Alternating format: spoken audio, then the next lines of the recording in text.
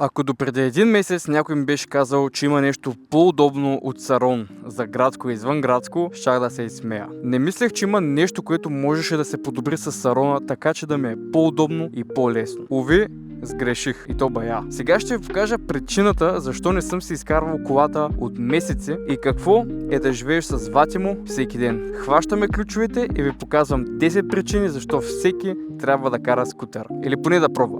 Така, първата причина, по която искам малко да говоря, е това, че скутера прави просто абсолютно всяко излизане забавно. Когато си кажеш, трябва да изляза да отида до магазина, трябва да изляза да отида до фитнеса и тези дестинации не са някъде наблизко, то взима един стрес, че всичко е задръстване, че ще стигнеш бавно, че ще закъснееш и едно такова много просто натоварващо. Когато с скутера, всичко е забавно, всичко е близко, всичко е бързо, винаги си там. Почваш да се кефиш на всяко едно излизане. Почваш да се радваш, че имаш работа в града, която да свършиш. И защо мислите е това? Защо мислите, че е забавно да карате скутер?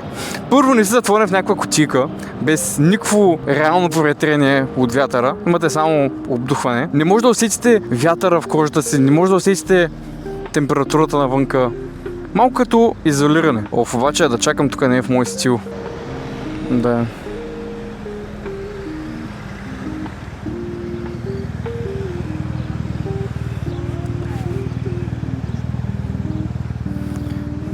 Аз съм единствена на електричка. Сега ще им покажа какво може електрическата Веспа. Нали, оставете това, че винаги сте примерно както сега напред на червен се отваря. Оставете това, че сте бързи. Просто самото каране на скутер е супер забавно. И сега ще кажете, ма то е сезонно, то е само като топло. Ами хора, всъщност това не е вярно.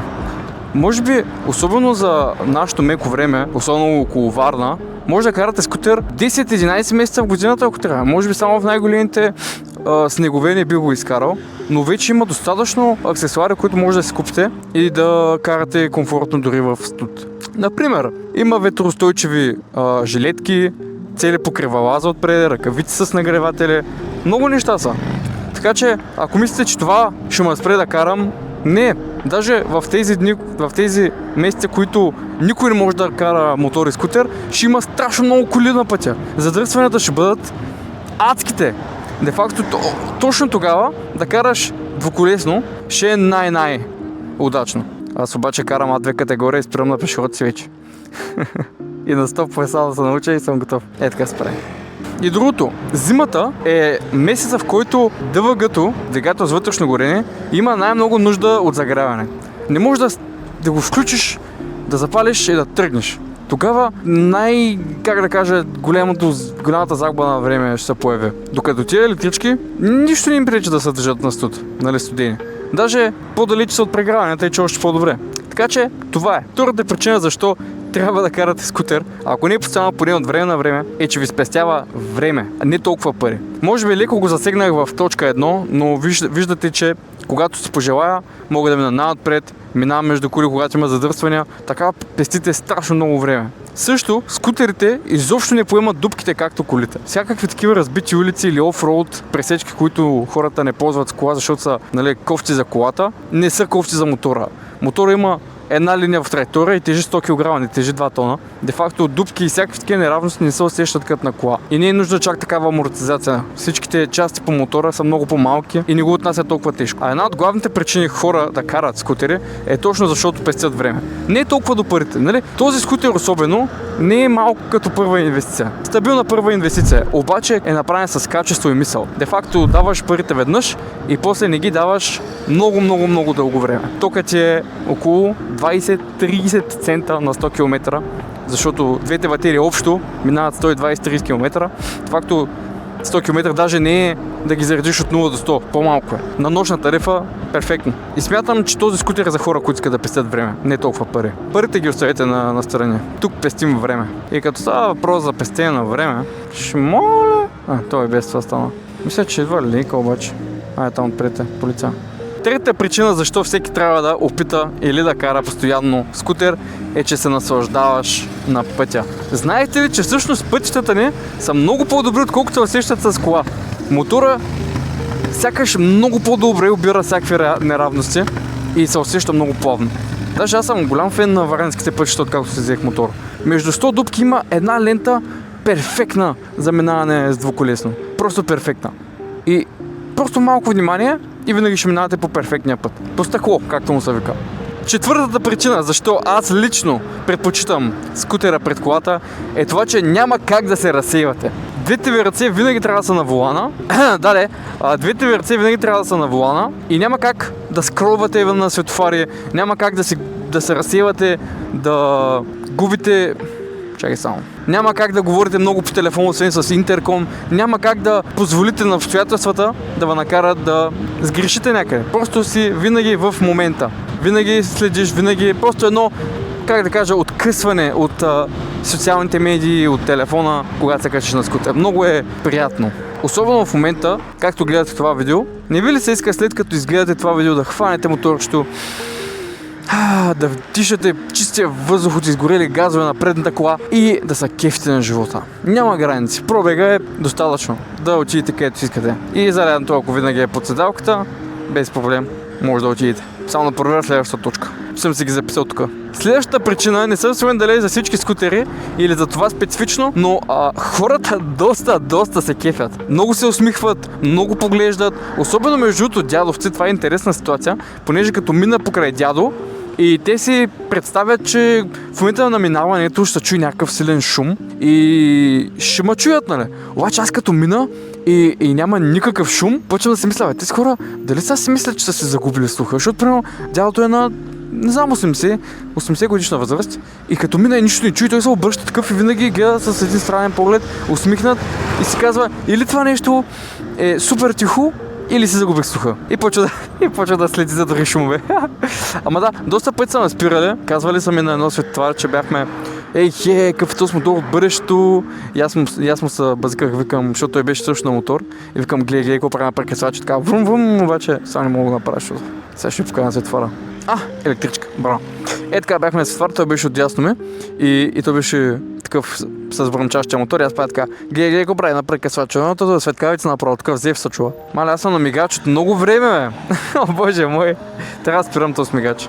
Всъщност това даже ме насочва и към следващата ни точка. Следващата причина е, че създавате много повече спомени. Тези неща допринасят за настроението ви. Хората, когато се кефят, хората, когато ви заговарят и гледат, това допринася. И в края на деня сте просто една идея по-щастливи, по-усмихнати. Казвате си, как тякото беше да карам днеска скутерчето. Тук ще се вия наляво, само за да си оправя камерата. Ако се чуете защо съм без раница, защото в момента раницата ми е в краката, има кукичка специално за нея. Затова това е една още причина, между другото, защо вече ползвам Ватимо за навсякъде, защото просто е много удобен. И трябва да им покажем какво прави Ватимото. Седмата причина е, че този скутер е много по-достъпен от кола, каквато и да е година близко до тази на производството на Ватимо. Когато обявят цената на Ватимо, всички се стряскат и казват, мале, за тази цена ще си купя кола, за тази цена не знам си какво. Нали, разбирам, но в случая, ако вече имате кола, нямате много оправдание, защо не бихте ги дали. Пък и ако мислите, че толкова струва кола близка до годините на Ватимо, трябва да погледнете пак, защото мисля, че работата изобщо не е цветна. Може би бихте взели кола за тези пари 2008, 9, 10. Не съм напълно сигурен, но със сигурност не 2026. Така че това е цената на Ватимо, не трябва да ви казва много е скъпо, защото го сравняват с нещо много по-старо. Така че да. Това все пак е едно от най-достъпните превозни средства, които да са толкова приятни за каране, да ви дават толкова много полза. Ако нямате кола, да, бих казал, може би първо си купете кола, дори да е ефтина, колкото да имате таван на главата си, да може да ходите на другия край на България или света. Но след това нищо не ви пречи да си вземете един скутер, с който да си пестите време. Ако положението ви го позволява. Тук ще спрем, защото аз карам категория в момента и там можат на колегиалност и не нарушаване на правилата. Следващата причина е специфично за този скутер, защото е на ток, е колко ефтино струва да го караш и поддържаш. Вече казахме, че тока струва много малко пари. Около 30 цента на 100 км, батерията издържа 120 км, а вък около 50 цента. Може да тръгнем, хора. Вие наистина ли заспахте и двамата? Какво беше това? Добре, струва 30 до 50-60 цента максимум за зареждане на батериите. Стига да не се на промишлен ток, ами на нормален. А амортизацията е, на клътки. Това е. Очаквах да кажа още нещо ли?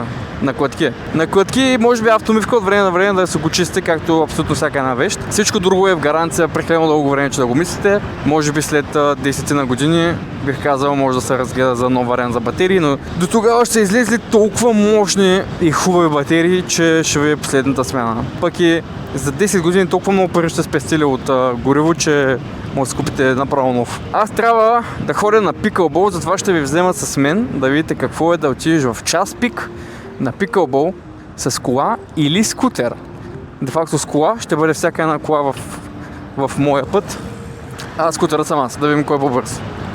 Пред мен вече виждам светофар, пълен с коли и да видим как скутера ще ме улесни. Пак съм на мигач, доста забравям мигача.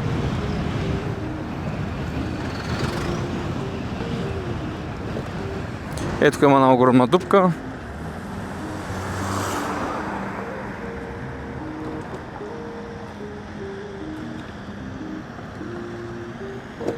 Благодарим на всички.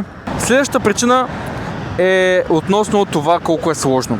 Доста хора не са карали нищо подобно. Аз доста бях учуден, между другото, дори мои близки приятели.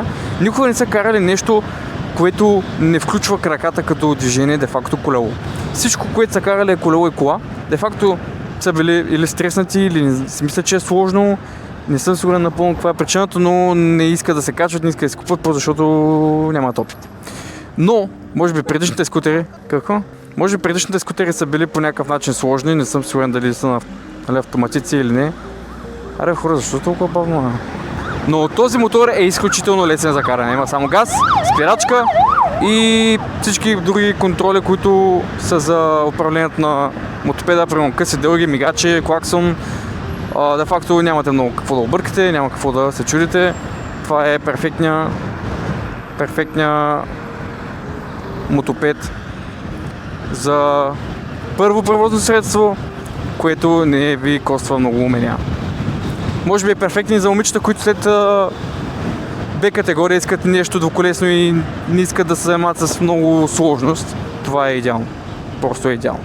Познайте как тези мотористи от среща са стигнали най-отпред. Може би са ги фанал червената вълна или най-вероятно. Сега, аз съм първи скутер, 50 кубиков, дигам само 50 км в час, но ги дигам бързо. Де факто в момента не мога да дръпна толкова напред, защото хората да карат за 70-80, де факто ще си продължа напред и ще се свия вдясно. Това е кое мисля да направя, да не преча на никой. Естествено винаги сме на спорт режима, защото аз друго не оценявам покрай старата машина. Само с скорости се движа. Може би е редно да спомена и откъде може да се здобиете с такъв скутер, откъде като цяло се появи идеята за този скутер. Бранда се казва Motormania, холандска компания е и се свърза с мен, защото искаше да тествам този скутер, да си кажа искрено мнение и да го документирам. Какво се случи обаче? Харесва ми прекалено много. Аз си мислех, че само ще направя няколко реклами и го връщам, но се споразумяхме скутера да остане при мен, за да го дам на тест и да приема официално да стана дилър за Варненска област. И знаете, аз не бих станал дилър на нещо, което е некачествено. Искам всичко, което застана с лицето си, да е качествено, да е хубаво, да е тествано. И дори в момента е още в процес на тест. Не, че има какво да му тествам, просто го карам всеки ден. И ако нещо се случи и не ви хареса, то знаете, аз ще ви кажа.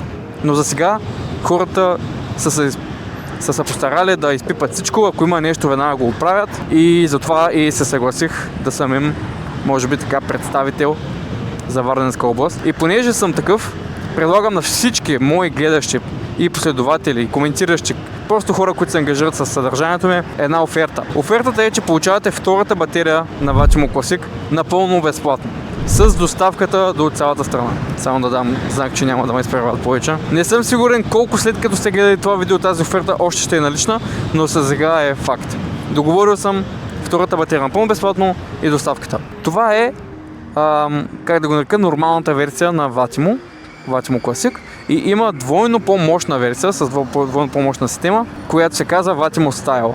Там просто имам намаление за всички вас и отново доставката е от мен. Просто се свържете с мен, направете един тест райд в някои от представителствата в България и може да решите дали скутера е подходящ за вас. Една бонус причина, преди да кажа 10-та причина, е това колко е удобен за градско. Не говоря само дали ще друса и дали е стабилен. Говоря ви колко багаж можете постоянно да мъкнете със себе си, колко приспособления може да закачите за скутера и колко всъщност работа ви върши и пести като време. Говоря за това, че в момента в краката ми е цялата ми техника за снимане.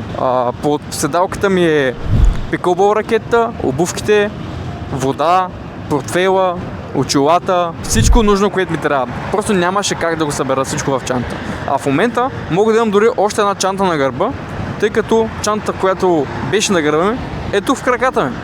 Така че има много място. И това не е всичко. Vatimo са направили алуминиев багажник, който се закача към оригиналното шаси и което е пригодено за всички куфари, стандартни куфари за скутери. Може да сложиш голям куфар, който да събира цялата каска, много багаж, може да сложиш облегалка, за куриери също е идеално. Просто хората, това е все едно, до сега сме се нуждали от хора, които просто слушат хората какво искат и го имплементират. И сега ще ви покажа как се пести време с Vatimo. Благодаря ви. Сега този печага дали ще ме пусне? Хайде, печага, пусни ме. Не, тя е жена, няма нищо. Но те не ви чуват, няма как много да ви пуснат, ако не ви гледат, така че те си гледат напред. Благодаря. Бих минал в бус лентата, но това е още по-неправилно, защото не знаеш какво може да се случва в бус лентата. Сега да поговорим дали това, което в момента правят, дразни шофьорите, а именно филтъринга. Как се възприема според вас? Много хора казват, че това да минаваш така между ленти и да пререждаш хората, дразни шофьорите, защото и те бързат, както и аз бързам. Искат да стигнат там, където искат да стигнат и това, че минавам пред тях едва ли не по някакъв начин омаловажава тяхното време, поставя мен като приоритет. Добре, да речем, че една от тези коли иска да се прибере вкъщи при жена си. И в случая аз минавам преди него. Ако и аз ходих към жена му и го прередих в това, да, щеше да е нередно. Бих казал, не е окей, защото така му пререждам реда към жена си. Може би всички, ако искаме да отидем към жена му, бихме го прередили.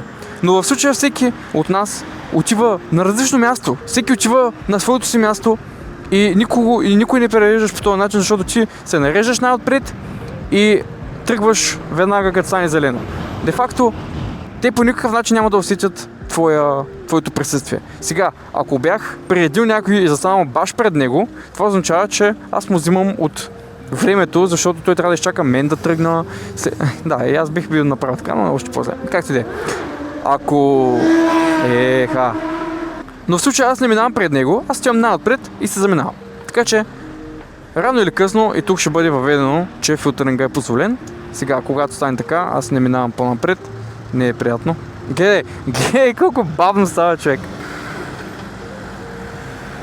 Сега, може би пререждаме един човек, но аз минавам вдясно, така че да може да ме изпревари, ако иска. И виждате, на един светофар минахме напред и се минаваме към пътя. Може би една от последните коли най-отзад също искала да дойде с мен на пиклбол и в случая ще трябва да го изчакам, ако играем заедно, защото да, има задръстване. Един въпрос, който постоянно получавам е, той е Vatimo Classic, не е ли много бавен? Как така дига само 45-50 км в час? Какъв е смисъл да е толкова скъп, пък да е толкова бавен? Добре, нека да го обясня така. Законът не позволява машини, които се карат с категория B, да вдигат над 45 км в час. В случая Vatimo Classic е ограничен. Той не е толкова мощен.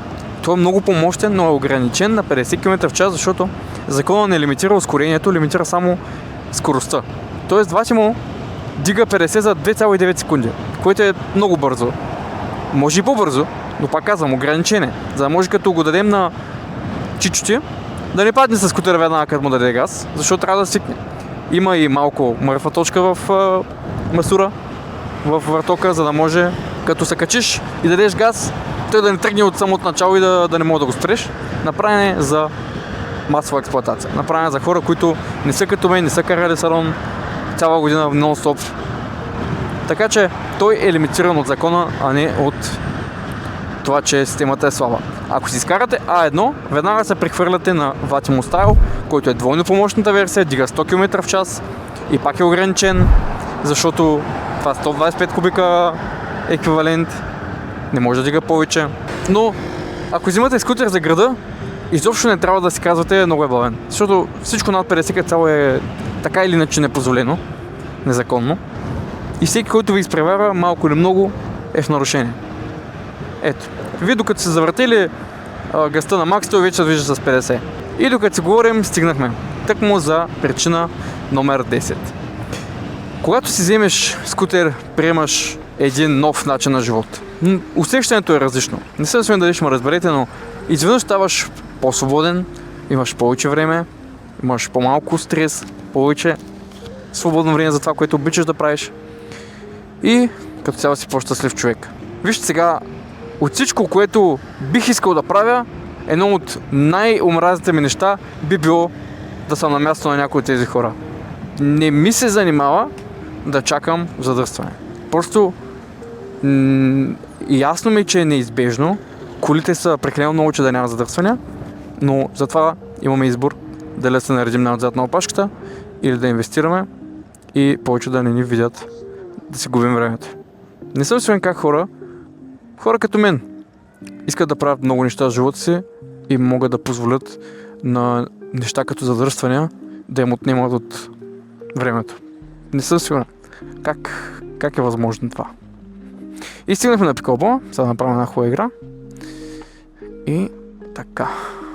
Играем срещу Тишо, който като цяло не познавам. Питах някой дали му се играе пикълбол и той каза, давай да играем. Като цяло мислех, че ще го бия или поне, че ще взема няколко гейма, но Авера е тенисист и направо ми взе къла. Виждате разликата в годините, той бяга като 20 годишен. В края на краищата взе и 5-те гейма и си тръгвам с наведена глава. Имах доста добри точки, така че това е важно. За мен, аз съм победителя. След всичко, което ви показах, се надявам да сте разбрали едно нещо. Това не е просто превозно средство, което да те закара от точка А до точка Б. За мен Vattimo промени самото преживяване между двете точки. Всичко стана по-лесно, по-забавно и най-важно по-удобно. Ако и вие се чуете дали такъв скутер е подходящ за вас, не си го купувайте само защото аз съм го препоръчал. Има налични тестови бройки, зависи в кой град сте. Може да се уреди тест-райд, да го видите на живо, да го покарате и да решите на място. Специфично за Варна може да пробвате точно този Vattimo Classic. Просто ми пиши в една от социалните медии, Facebook, Instagram, TikTok, ако ще